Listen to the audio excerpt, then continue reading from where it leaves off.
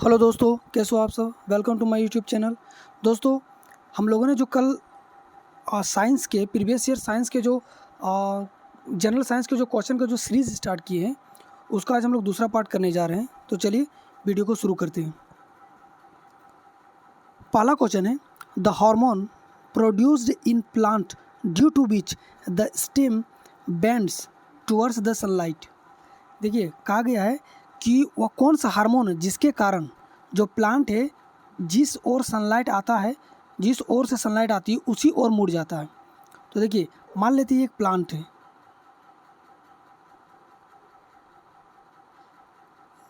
ये एक प्लांट है। अब अगर यहाँ से सनलाइट आ रही है, इस ओर से सनलाइट आ रही है, तो ये प्लांट इस ओर मुड़ जाती है, इस ओर मुड़ जाती है। इसके पीछे क्या रीज़न है? रीज़न ये है कि यहाँ पे एक हार्मोन पाया जाता है जो जिस ओर से सनलाइट आती है उसके अपोजिट डायरेक्शन में इस ओर डिपॉजिट हो जाता है। ये आके डिपॉजिट होने लगा। जब ये इधर इस ओर डिपॉजिट होता है तो यहाँ से बेंड शुरू हो जाता है, और ये बेंड हो जाता है जिधर से लाइट आती है उस ओर। और ये हार्मोन कौन सा है? तो ये हार्मोन है ऑक्सिन हार्मोन।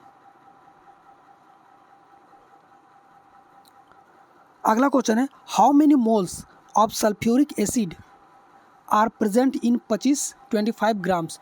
देखिए, सल्फ्यूरिक अम्ल का कितना मोल 25 ग्राम में प्रेजेंट है, वो पूछा गया है। देखिए, सल्फ्यूरिक अम्ल का फॉर्मूला क्या होता है? H2SO4। सल्फ्यूरिक अम्ल। सबसे पहले हमको इसका मास चाहिए।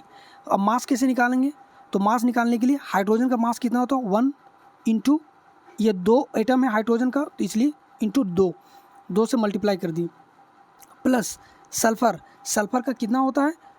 तो सल्फ़र का होता है 32, मास नंबर 32, प्लस ऑक्सीजन का कितना होता है? 16, और इसका कितना एटम है? ऑक्सीजन का 4 एटम है, मल्टीप्लाई बाय 4, तो 16 चौक 64 प्लस 32 प्लस 2 एकम 2। अब इन सब को जोड़ते हैं तो 60 और 30 90, 90 4 और 4 8, ये टोटल आ जाता है 98।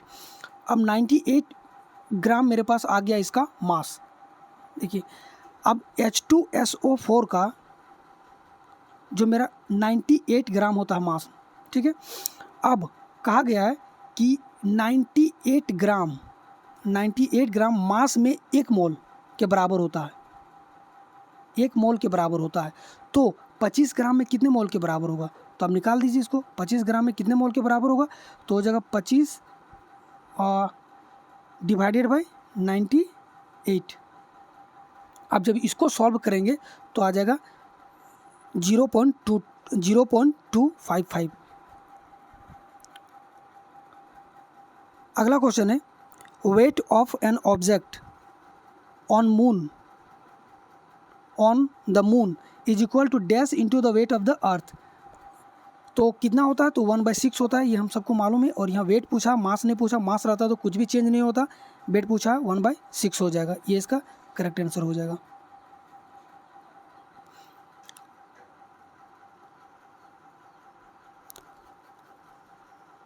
चलिए, अगला क्वेश्चन है, a particle in the medium completed 40 vibrations in 2.5 second, the frequency of the wave is. The frequency of wave is equal to कितना होता है? तो जितना बार वाइब्रेशन, तो फ्रीक्वेंसी बराबर होता है number of vibration divided by कितना समय लगा, 2.5।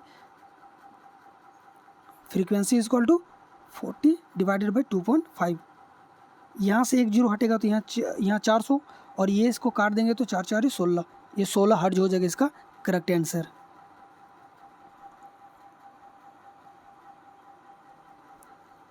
अगला क्वेश्चन है, group dash contain non reactive gases. देखिए, अब रिएक्ट कौन गैस नहीं करेगा, या फिर कौन सा जो एलिमेंट है वो रिएक्ट नहीं करेगा? जिसका आउटर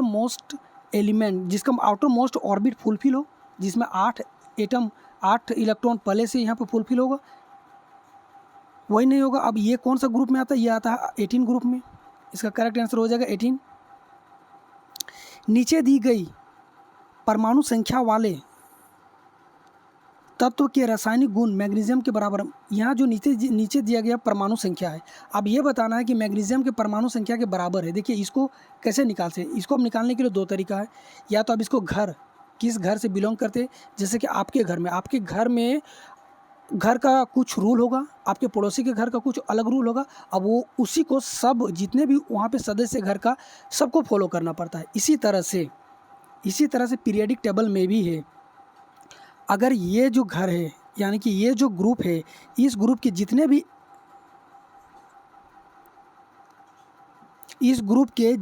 भी एलिमेंट है वो सब एक रूल फॉलो करता है। इसी तरह से इस ग्रुप के जितने भी एलिमेंट है सब एक रूल फॉलो करता है। इसी तरह से इसका ये सब अपना अपना एक रूल फॉलो करता है। तो आइए अब देखते हैं इसका क्या है। अगर हम लोग लगता है हाइड्रोजन, तो हाइड्रोजन का आउटर मोस्ट ऑर्बिट में कितना इलेक्ट्रॉन है, 1 है। लिथियम का कितना है, तो लिथियम में हो जाएगा 3 यानी कि 2 और 1। इसका भी आउटर मोस्ट में 1 इलेक्ट्रॉन हो जाएगा, 2 1। अब आ जाए तो सोडियम को होता है 11, इसको तोड़ते हैं तो 2 8 1, तो 2 8 1। इसमें भी आउटर मोस्ट में 1, यानी कि हम देख रहे हैं कि यहाँ पे सबके आउटर मोस्ट में 1 इलेक्ट्रॉन है। ये एक अपना एक नियम है इसका, कि इसका जो वैलेंस इलेक्ट्रॉन है वो 1 होगा आउटर मोस्ट में। इसी तरह से अगर बेरिलियम का देखेंगे तो बेरिलियम का कितना होता है 4, तो 2 और 2 4। इस ग्रुप के अब अगर हम देख रहे हैं तो 2 और 2 बेरिलियम का 4। मैग्नीशियम का होता है 12, तो 12 जो कि मैग्नीशियम पूछा गया कि 12 ये मैग्नीशियम के बराबर किसका होगा।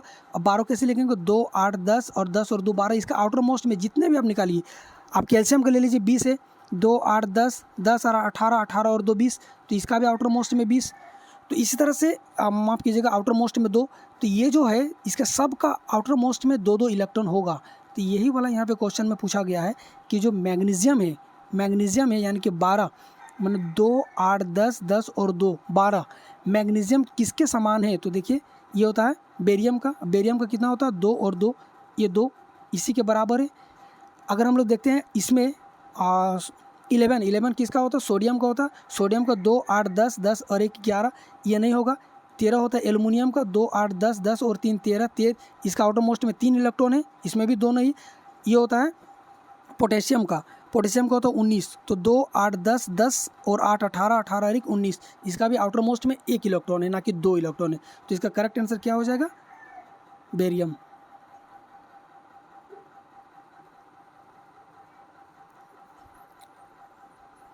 अगला क्वेश्चन है the force that a neutron exerts on a proton inside the atom is, कौन सा फोर्स होता है, तो होता है न्यूक्लियर फोर्स।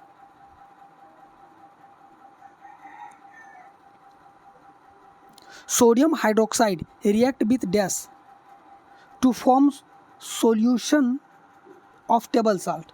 देखिए जब एक strong acid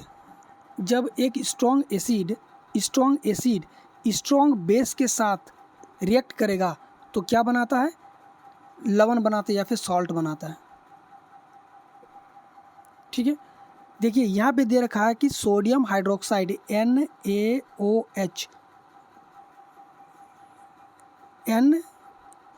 NaOH sodium hydroxide हमको दे रखा है, यानी कि यह एक स्ट्रॉन्ग बेस है। ये रिएक्ट करता है हाइड्रोक्लोरिक एसिड के साथ, स्ट्रॉन्ग एसिड के साथ, ये एक स्ट्रॉन्ग एसिड है, तो जाके बनाता है NaCl टेबल साल्ट, जो कि यहाँ पे दे रखा है। तो इसका करेक्ट आंसर क्या हो जाएगा, हाइड्रोक्लोरिक एसिड के साथ जब रिएक्ट करेगा सोडियम हाइड्रोक्साइड तो बनाता है टेबल साल्ट। अगला क्वेश्चन है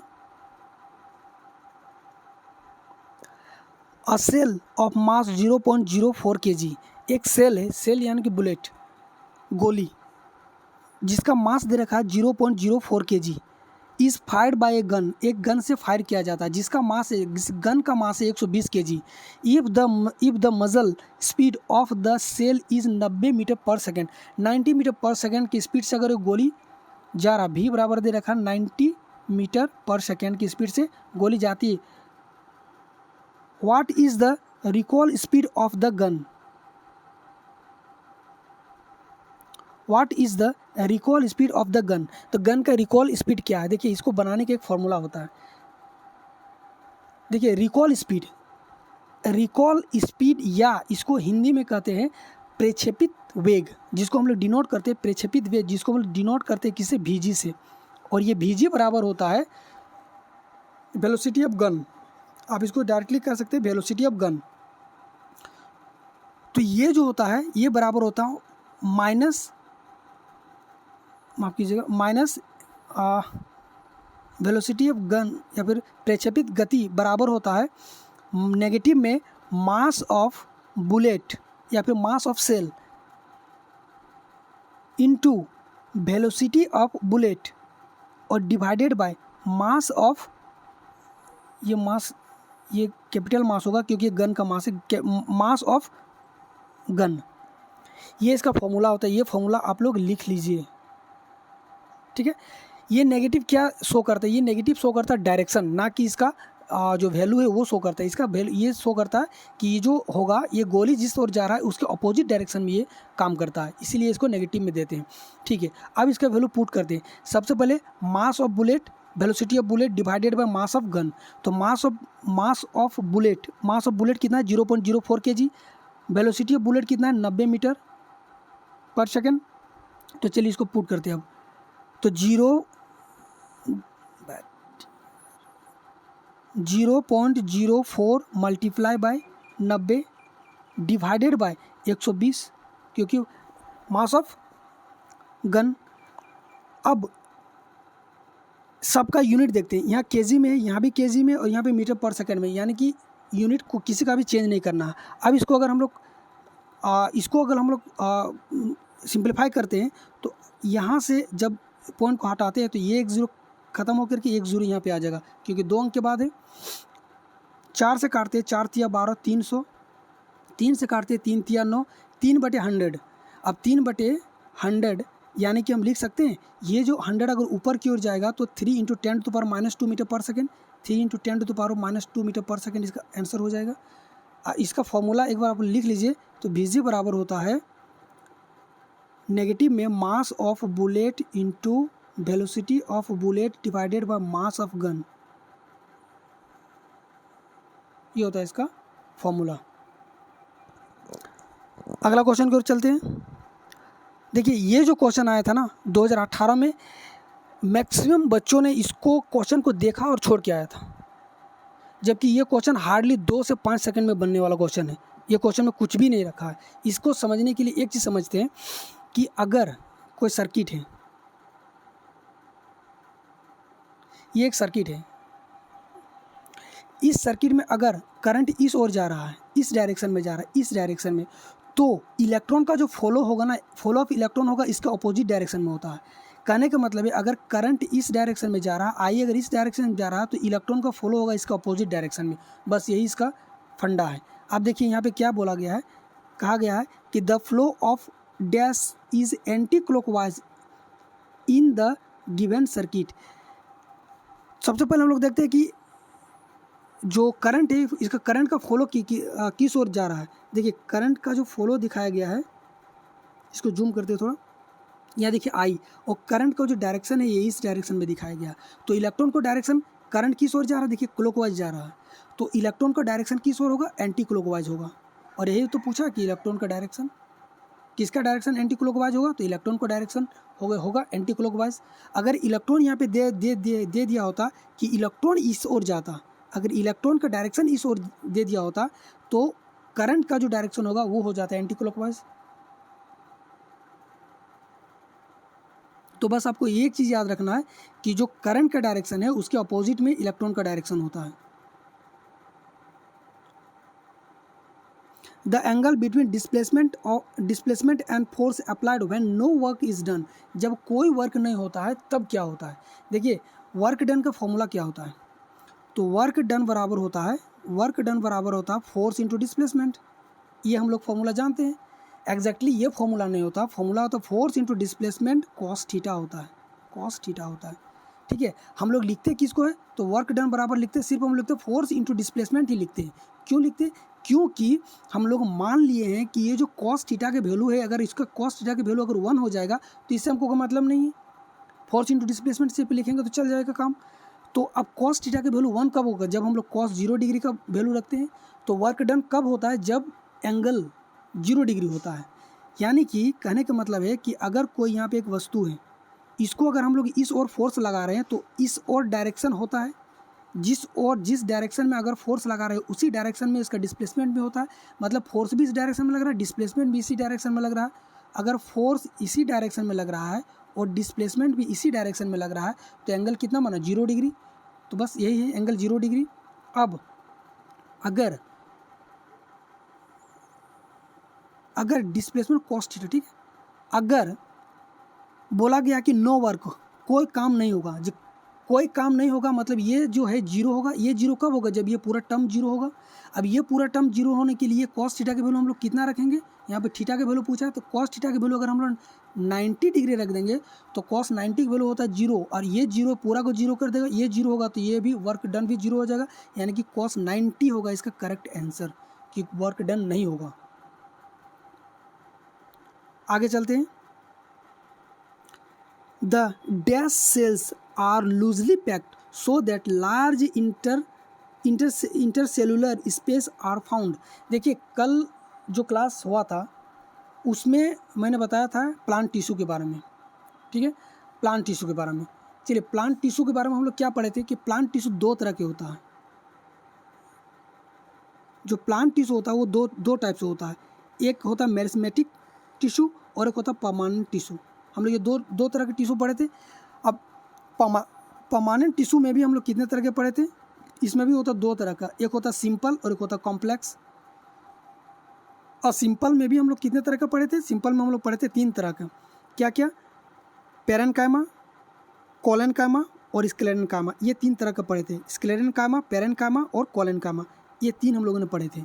अब इसमें भी हमने बताया था कि जो पेरेन्काइमा होता है, जो कोलेन्काइमा होता है और जो स्क्लेरेन्काइमा होता है, इसमें इंटर सेलुलर स्पेस के बारे में भी पढ़े थे।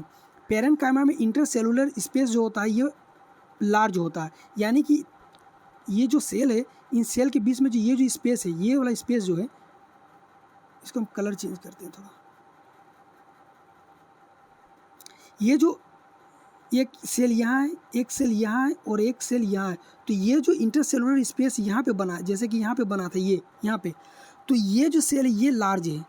अब कोलेन्काइमा में क्या होता है, कोलेन्काइमा में क्या होता है, ये जो इंटरसेलुलर स्पेस जो होता है, कोलेन्काइमा में क्या होता है, ये जो इंटरसेलुलर स्पेस होता है ये इसके अपेक्षा कम होता है। और स्क्लेरेन्काइमा में क्या होता है, एकदम लार्जली पूरा कंप्लीटली पैक्ड होता है, यानी कि इसके अपेक्षा ये कम होता है।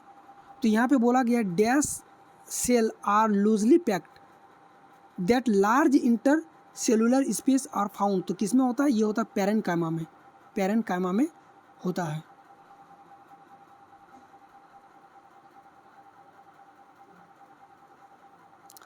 आगे बढ़ते हैं।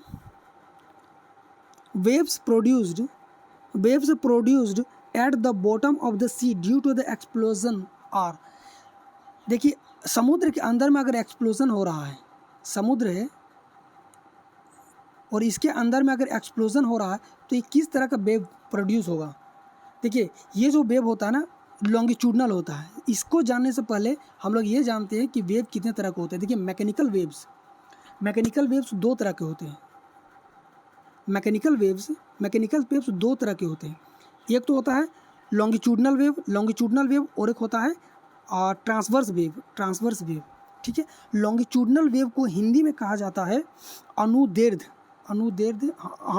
कहा जाता है, अनुदैर्ध्य कहा जाता है, अनुदैर्ध्य।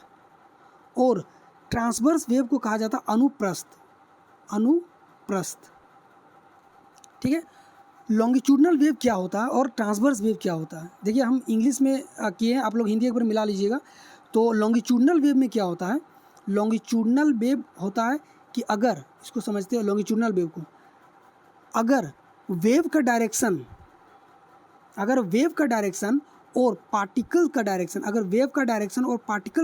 अगर पैरेलल होता है, दोनों एक ही डायरेक्शन में होता है या फिर पैरेलल होता है, तो इसको इस वेव को कहा जाता है लॉन्गिट्यूडनल वेव। और अगर वेव डायरेक्शन इज परपेंडिकुलर होता है पार्टिकल के डायरेक्शन का, तो ये होता है ट्रांसवर्स वेव, ये होता है ट्रांसवर्स वेव, ये होता है लॉन्गिट्यूडनल वेव। इसको और थोड़ा डिटेल में समझते हैं। देखिए, इसको समझने का सबसे अच्छा तरीका है,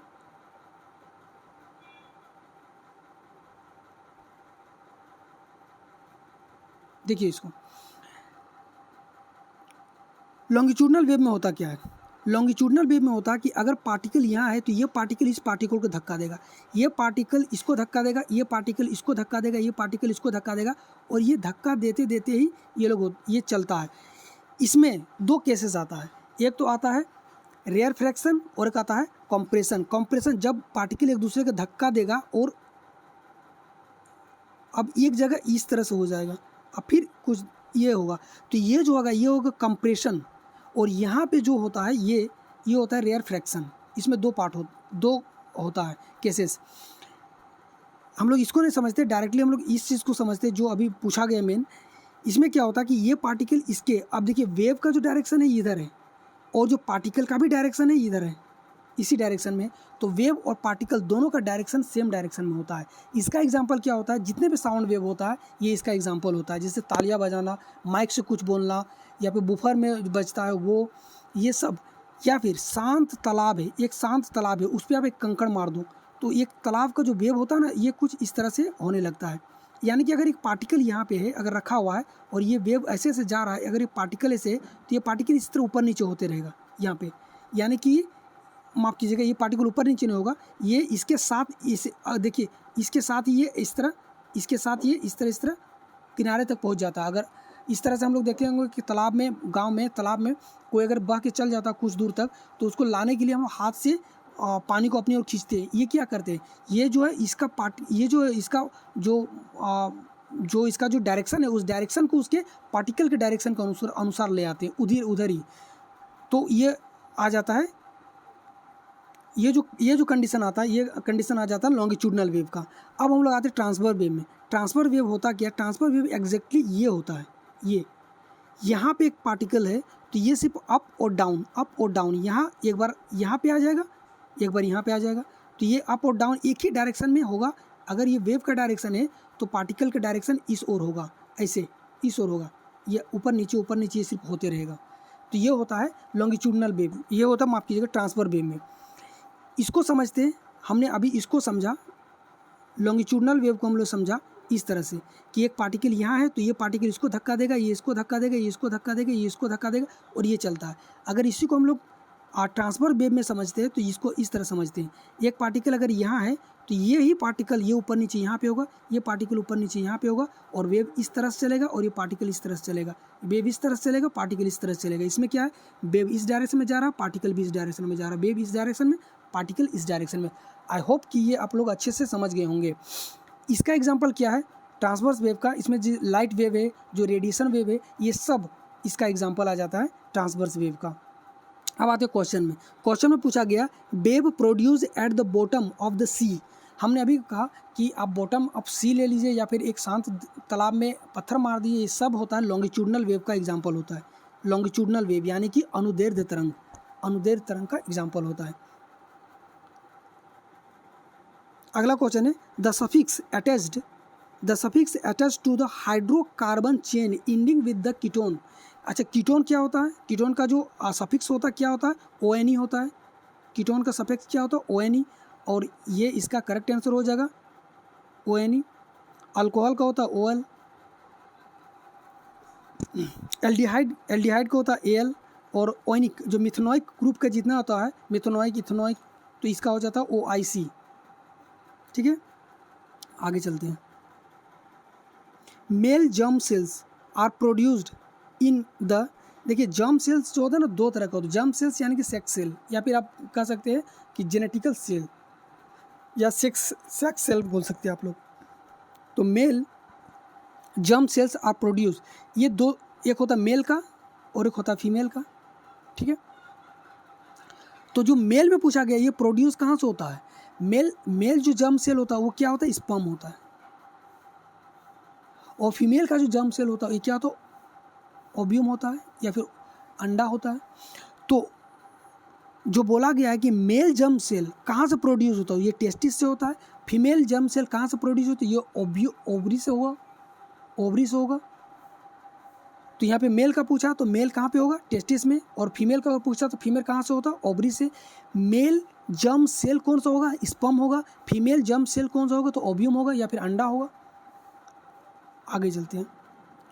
the element with atomic number 57 belong to, देखिए आपको एटॉमिक नंबर याद होना चाहिए, कौन सा एटम का कौन सा एटॉमिक नंबर है।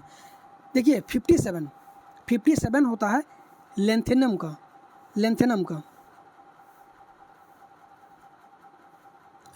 होता है। और इसका लेंथेनम ये कौन सा ग्रुप में आता है, तो ये आ जाता है, ये कौन सा ये कौन सा ब्लॉक में आता है, माफ कीजिएगा, ये कौन सा ब्लॉक में आता है, तो ये ब्लॉक में आ जाता है डी ब्लॉक में आता है लेंथेनम। इसी और इसका एटॉमिक मास कितना होता है 138, या फिर आप लोग 138.9 होता है, आप एग्जैक्टली याद रख लीजिए 139।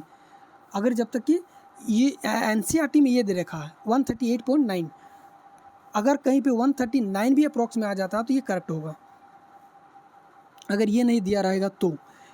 लेंथेनम और एक होता है एक्टिनम, ये दो आप लोग याद कर लीजिएगा। यहाँ से यहाँ तक तो डी ग्रुप में आ जाता है लेंथेनम और एक्टिनियम।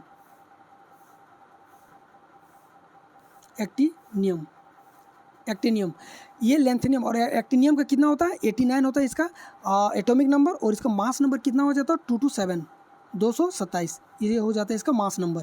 ये इंपॉर्टेंट क्यों है, इसलिए है क्योंकि पीरियडिक टेबल में जब आप पढ़ेंगे तो पीरियडिक टेबल में हम आपको जो पीछे में एक पीरियडिक टेबल हम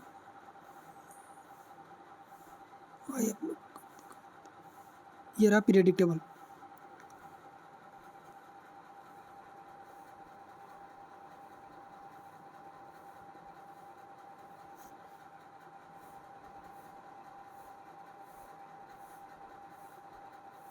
देखिए यहाँ पे थोड़ा सा गड़बड़ है, इस पीरियडिक टेबल में थोड़ा सा गड़बड़ है। ये क्या गड़बड़ है कि इस जगह पे जहाँ पे ये है, ये यहाँ पे एग्जैक्टली ये यहाँ पे नहीं होता है, यहाँ पे होता है लेंथेनम और एक्टिनम, इस जगह पे होता है। ये ग्रुप डी का ही है, यहाँ ग्रुप एफ में ये जो ब्लॉक एफ में इसको दिखा दिया है ये गलत है, ये इस पीरियडिक टेबल में ये गलत दे रखा है। ये जो होगा ये यहाँ पे होगा लेंथेनम और एक्टिनियम, और ये ग्रुप डी का होता है, यहाँ पे होता है ग्रुप डी का। जब आप एनसीईआरटी का जब आप देखेंगे पीरियडिक टेबल में तो आपको ये यहाँ पे आएगा, और यहाँ पे यहाँ से स्टार्ट होता है एफ ब्लॉक का, यहाँ से स्टार्ट होता है एफ ब्लॉक का। तो यहाँ पे रॉन्ग दे रखा है, यहाँ पे गलत दे रखा है। ये जो आपको मिलेगा लेंथेनम और एक्टिनियम यहाँ पे मिल जाएगा आपको इस जगह पे, यहाँ पे इस जगह पे मिलेगा। तो लेंथेनियम यहाँ पे रहता है, और ये जो होता है ये जो और ये पूरा जो ब्लॉक होता है ये होता है डी ब्लॉक, और आपको यहाँ पे मिल जाएगा आपको ये लेंथेनम और एक्टिनियम।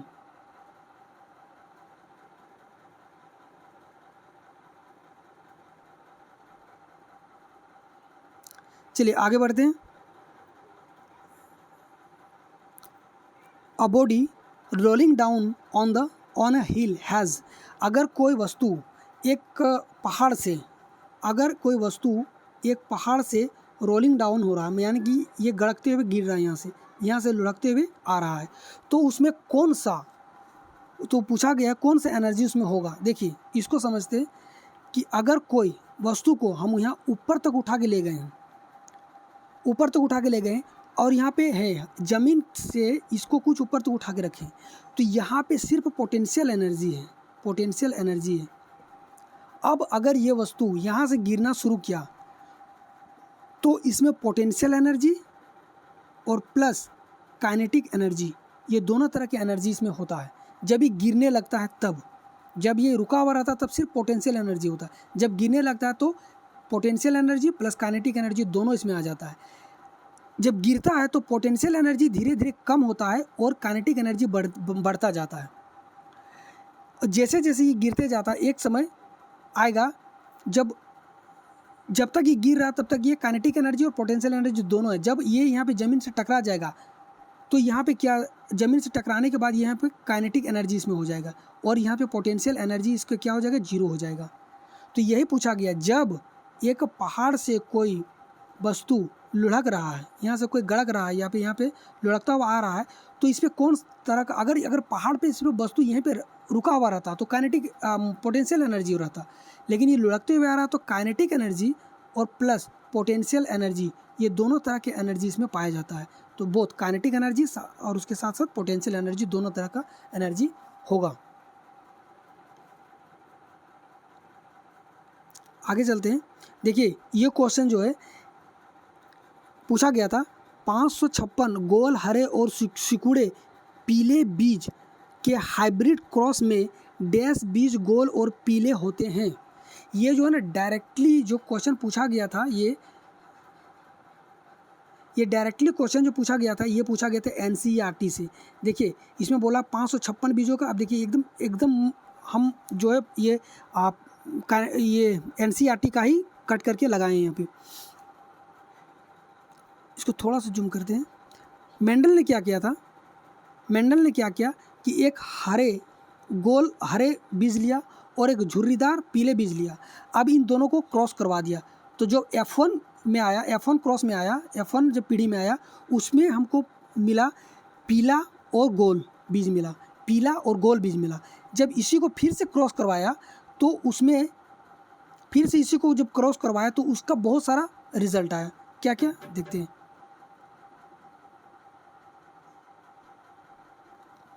इस पे आया कि 556 बीज जो अभी बताया गया था, 556 बीज, उसमें 315 जो बीज है, 315 बीज गोल और पीले हैं, पीले बीज है। 108 गोल और हरे बीज है, 101 झुर्रीदार और पीले बीज है, और 32 झुर्रीदार और हरे बीज है। ये आपको रट लेना है इसी तरह से, क्योंकि ये डायरेक्टली उठा के पूछा गया था एनसीईआरटी से। और आगे हो सकता है कि ये या फिर ये पूछ दे या फिर इसका रेशियो पूछ दे कि ये किस अनुपात में, तो 9:3:3:1 के रेशियो में होगा। ये आपको याद रख लेना है, यहीं से क्वेश्चन उठा के पूछा गया था डायरेक्टली। देखिए यहाँ पे पूछा 556 गोल बीजों में कितना आया था, 315। आगे चलते। 9800 joule, 9800 joule of energy was spent to raise a mass of 70 kg. The mass was raised to a height of, देखिए क्या पूछा गया है कि इतना एनर्जी का, एक ये एनर्जी है, इस एनर्जी का इतना मतलब 9800 जूल एनर्जी का कोई एक वस्तु है जिसको उठा के रखा गया है ज़मीन से कुछ हाइट तक, मान लेते हैं h हाइट तक रखा गया है। अब इसको, और इसका मास कितना है, 70 kg है, मास केजी 70 kg। अब इसको कितना एनर्जी दिया गया, तो एनर्जी दिया गया 9800। इस एनर्जी से तो पूछा गया कि इसका हाइट कितने ऊंचाई तक ये उठेगा, ये पूछा गया। तो हमको पता है कि काइनेटिक एनर्जी बराबर माप की जो पोटेंशियल एनर्जी बराबर क्या होता है, पोटेंशियल एनर्जी बराबर होता है mgh। देखिए यहाँ पे जो आपको क्वेश्चन पूछा गया था ना, इस पे यहाँ पे g का वैल्यू एग्जैक्टली पुट नहीं किया गया है। अगर एग्जैक्टली वैल्यू g का अगर पुट नहीं किया जाएगा तो आपको 9.8 लेके चलना है। और जब तक कि ना g के वैल्यू 10, अगर g बराबर 10 दे दिया रहेगा तो आपको 10 लेके चलना है। लेकिन यहाँ पे क्वेश्चन में ये वैल्यू पुट दिया नहीं गया था कि आपको 10 लेना है। और अगर आप 9.8 से लेके बनाते हैं तो उसका पॉइंट में वैल्यू आएगा 14 पॉइंट समथिंग आएगा। इसीलिए इसका जो वैल्यू एग्जैक्ट 14 लाने के लिए, 14 लाने के लिए आपको इसका वैल्यू g का वैल्यू 10 रखना पड़ेगा, तब आएगा। देखिए हम दोनों से बना के दिखा देते हैं। अगर पोटेंशियल एनर्जी 9800 पोटेंशियल एनर्जी इतना दे रखा है, तो हमको पता है कि पोटेंशियल एनर्जी बराबर होता है mgh, और m दे रखा 70 kg। g के वैल्यू कितना अगर हम रख रहे हैं 9.8, और h के वैल्यू हमको निकालना है। अगर यहाँ से इसको एक पॉइंट हटाते हैं तो ये पॉइंट हटा देगा। 7 से अगर इसको काटते हैं तो 7 × 7 8 9 7 चौक 28, और यहाँ से 2 0 इतना आ जाएगा। और अगर 14 से 7 बार में काटते हैं तो 14 7 98, यानी कि 100/7। अगर अब 100/7 को करते हैं तो 14 पॉइंट समथिंग आएगा। अब अगर यहीं पे हम g का वैल्यू, अगर हम g का वैल्यू 10 लेके चलते हैं, 9800 इज इक्वल टू 70 × 10 × h, इसको रख के चलते तो 1 0 2 0 1 0 1 0 2 0 7 से काटेंगे तो ये 7 14 बार में कट जाएगा और इसका यही करेक्ट आंसर है। जबकि इसको क्वेश्चन में देना चाहिए जी बराबर आपको लेना है 10 लेके चलना है, जबकि क्वेश्चन में ऐसा नहीं दे रखा था। चलिए आगे चलते हैं। अगला क्वेश्चन है dash is the rate of doing work. देखिए कार्य करने की दर को शक्ति कहा जाता है, पावर कहा जाता है।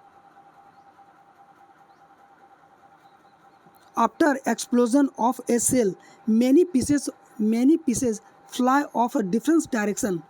In such cases what is conserved? ये पूछा गया है कि conserved इसमें क्या होता है। इसको थोड़ा सा जूम करते हैं। After explosion of a cell, many pieces fly off a different direction. In such cases, what is conserved? देखिए या तो कोई बम फटा, या तो कोई रॉकेट उड़ा, या तो कोई गोली चला, इन सब में मोमेंटम कंजर्व रहता है। आगे चलते हैं।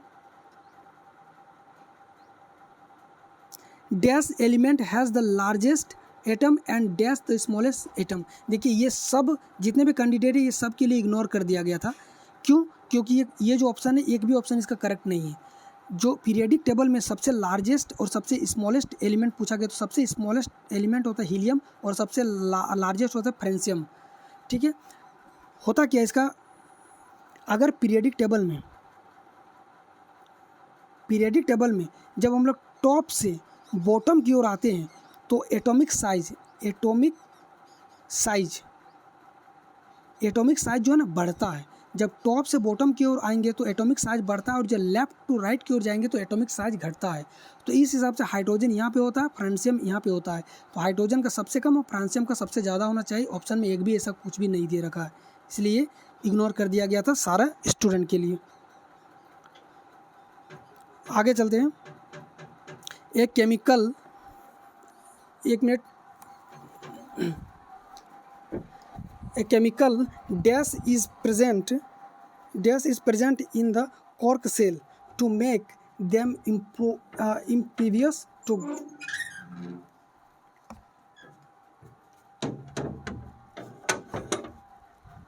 सॉरी दोस्तों थोड़ा सा ये हो गया था। एक फिर से कहते हैं a chemical dash is present in the cork shell to make them impervious to gates and water।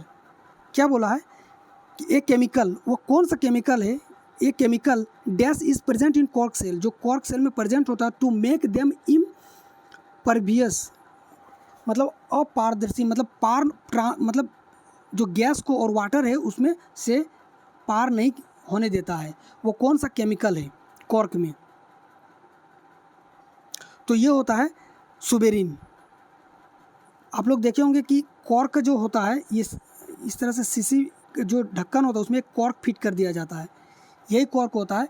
इसमें कौन सा केमिकल होता है, तो इसमें जो सुबेरिन केमिकल होता है जिसके थ्रू गैसेस और वाटर पार नहीं होता है। इस केमिकल के थ्रू गैस और वाटर को पार नहीं होने दिया जाता है।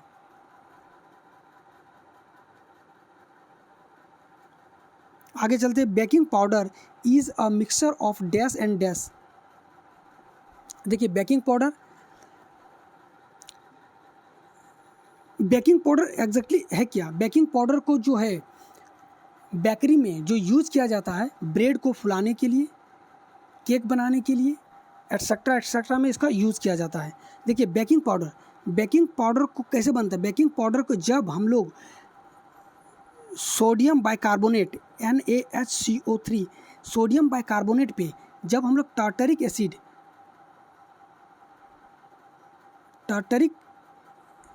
एसिड को मिलाते हैं तो बेकिंग पाउडर बनता है। तो NaOH सोडियम बाइकार्बोनेट और सोडियम बाइकार्बोनेट को ही सोडियम हाइड्रोजन कार्बोनेट कहा जाता है। उस पर अगर हम लोग टार्टरिक एसिड को मिला देते हैं तो ये बन जाता है बेकिंग पाउडर।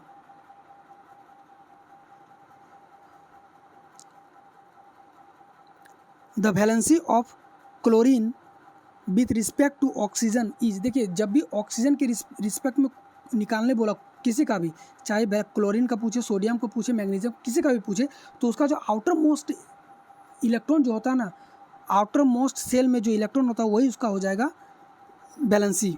देखिए पूछा गया क्लोरीन का, तो क्लोरीन का होता है 17, 2 8 10, 10 और 7 17, तो इसका 7 करेक्ट आंसर हो जाता।